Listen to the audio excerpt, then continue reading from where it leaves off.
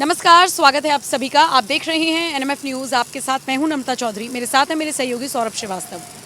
आज एक बार फिर से चर्चा करने जा रही हैं रशिया को लेकर, क्योंकि रशिया की जो सुरक्षा है उस पर खतरा मंडरा रहा है और ये खतरा मंडरा रहा है चाइना की वजह से।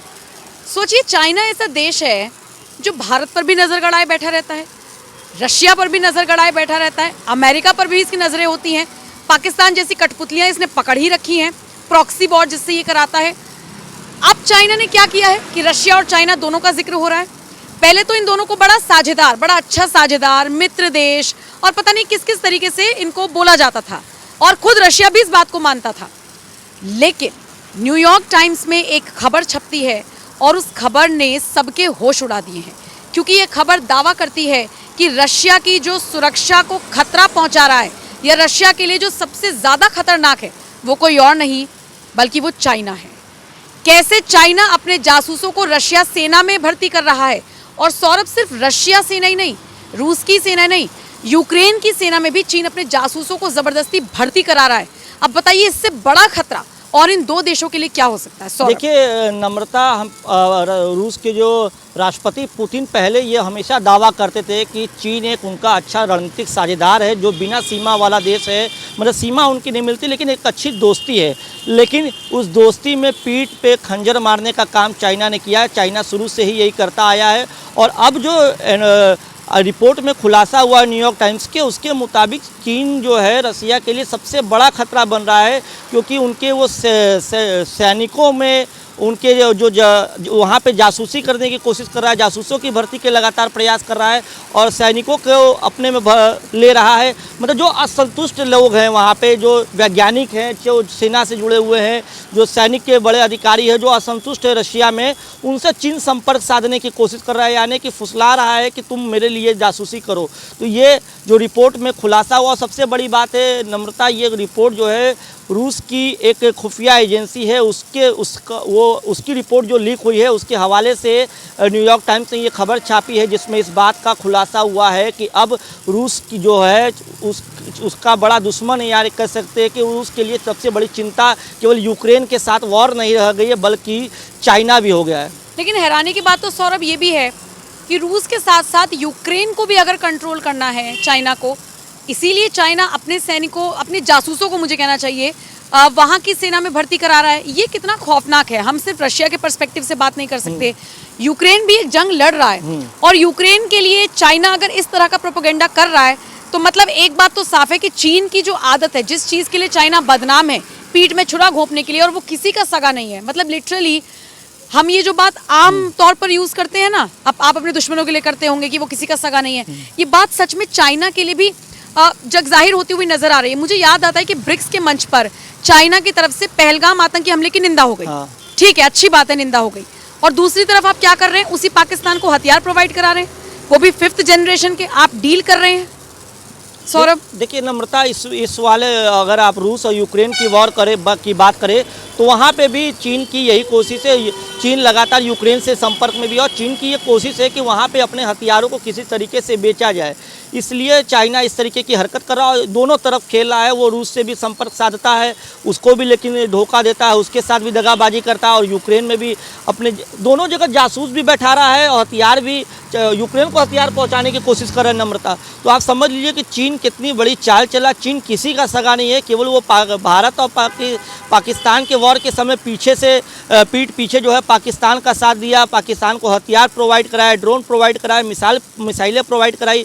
लेकिन जब ब्रिक्स जैसे मंच पे आता है तो आतंकवाद के खिलाफ बात करता है। लेकिन चाइना की जो मंशा है वो किसी से भी सगे रहने वाली नहीं है। चाइना को सिर्फ अपना फ़ायदा दिखना है, उसके लिए कोई मित्र देश नहीं होते हैं, किसी देशों से अच्छे रिश्तों की उसे कोई परवाह नहीं है। उसे सिर्फ दो देशों के बीच जो तनावपूर्ण स्थिति होती है उसका फ़ायदा उठाना है, और सभी देशों में वो जासूसी करने का प्रयास करता है। सोचिए ना कि किसी देश में अगर कोई वैज्ञानिक, अगर वो अपनी सरकार से या अपने देश में किसी भी चीज़ों से असंतुष्ट है तो चाइना पूरी तरीके से उससे संपर्क साधने की कोशिश कर रहा है। मतलब कि कितने कड़ी निगरानी और कितना खतरनाक चाल होता है। क्योंकि अगर कोई भी अगर अपनी सरकार से नाखुश होता है या किसी चीज़ को असंतुष्ट होता है तो वो दूसरे की बातों में जल्दी आ जाता है। तो चाइना जो है वो रूस में भी यही काम कर रहा है और यूक्रेन में भी ये काम करे। इसके अलावा दोनों जगह अपनी सेना के भी भर्ती कराने के प्रयास कराए। तो चाइना जो है, आप ये कह सकती हैं कि चाइना केवल भारत के लिए नहीं, पाकिस्तान को जो मदद पहुँचा, भारत के लिए खतरा नहीं है।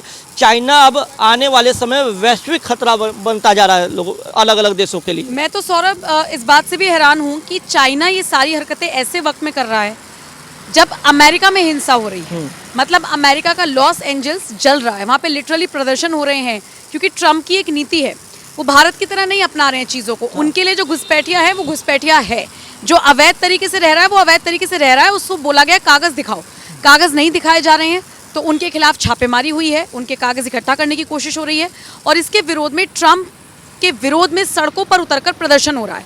और सोचिए, एक तरफ अमेरिका में ये सारी चीज़ें चल रही हैं और दूसरी तरफ चाइना रशिया को कमज़ोर करने की कोशिश कर रहा है।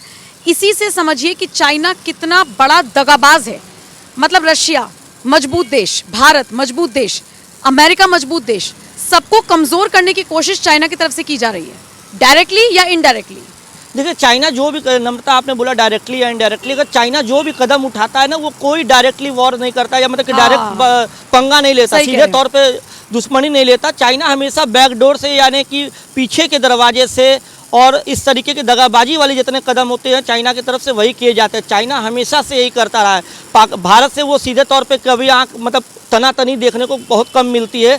भले कि सीमा विवाद होता रहता है चाइना के साथ, लेकिन जो सीधी बहस होती है पाकिस्तान की तरह, वैसी नहीं है। लेकिन उनको पता है कि भाई भारत को परेशान करना है, तो पाकिस्तान में जो ऐसे लोग हैं, जो आतंकवादी संगठन है, पाकिस्तान को जो भी चीज़ चाहिए मुमकिन मदद, क्योंकि पाकिस्तान के पास तो खाने को कुछ है नहीं, वो भिखमंगे इस स्थिति में है। तो पाकिस्तान एक तरीके से भाड़े का गुंडा है। पाकिस्तान को कुछ भी प्रोवाइड कराओ, उसको फंड दो, उसको, उसकी सेना को मजबूत करो, उसको हथियार बेचो, और उसके बदले में पाकिस्तान से जिस भी देश से दुश्मनी कराना हो, पाकिस्तान वो काम करता है।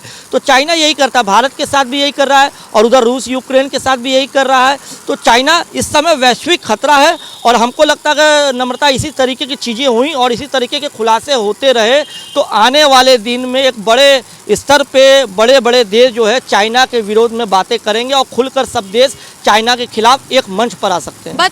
बात सारी यही है सौरभ की, ये सब लोग करते हैं व्यापार, इनकी चलती है डील, इनको देखना है कि इनका व्यापार कैसे बढ़ सकता है, इनका बिजनेस कैसे बढ़ सकता है।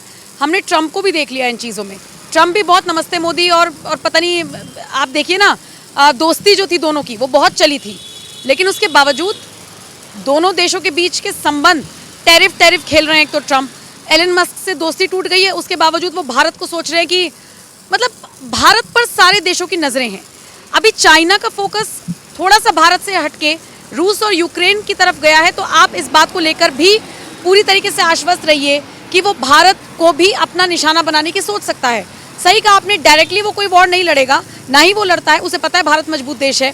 लेकिन फिर भी ये जो जासूसों की एंट्री कराई जा रही है, आप सोचिए किसी सेना में, किसी देश की सेना में वो भर्ती करा रहा है, चाहे रूस हो, रूस जैसा देश, और चाहे यूक्रेन जैसा देश हो, तो भारत में भी चाइना अपनी जासूसी के एजेंट्स को छोड़ सकता है। कोई बड़ी बात नहीं कि यहाँ, क्योंकि यहाँ के भी बहुत लोग हैं, हाँ, यहाँ के भी बहुत लोग हैं जो विरोध में रहते हैं सरकार। देखिए, पहलगाम प्रकरण के बाद देखिए भारत में किस तरीके से लगातार जासूसों की गिरफ्तारी हुई है, उसमें कई यूट्यूब ब्लॉगर भी हैं।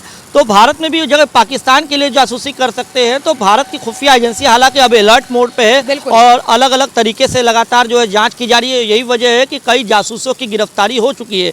लेकिन जो रिपोर्ट में खुलासा हुआ है, जो रूस की खुफिया एजेंसी की रिपोर्ट में खुलासा हुआ है कि चाइना इस तरीके की हरकत कर रहा है, वो भी अपने मित्र देश के साथ, तो भारत के तो चाइना के साथ अच्छे संबंध नहीं है। तो भारत को भी बेहद सतर्क रहने की ज़रूरत है, और हमारे ख्याल से भारत की सुरक्षा एजेंसियां इस सारी चीज़ों से पहले से ही वो अलर्ट मोड पे होंगी और सतर्क होंगी। लेकिन फिर भी जिस तरीके की चाइना की को लेकर के खुलासा हुआ है, ये बेहद ही हैरान कर देने वाला है, क्योंकि चाइना और रूस की एक अच्छी दोस्ती थी जिसकी मिसाल दी जाती थी। ठीक है, तो कुल मिलाकर देखा जाए तो चाइना एक बार फिर से दगाबाजी दिखाता हुआ नजर आया है, रशिया के लिए भी, यूक्रेन के लिए भी। फिलहाल देखने वाली बात होगी अब ये दोनों देश सतर्क होकर क्या नया कदम उठाते हैं। फिलहाल इस खबर पर आपकी राय कमेंट कर जरूर बताएं।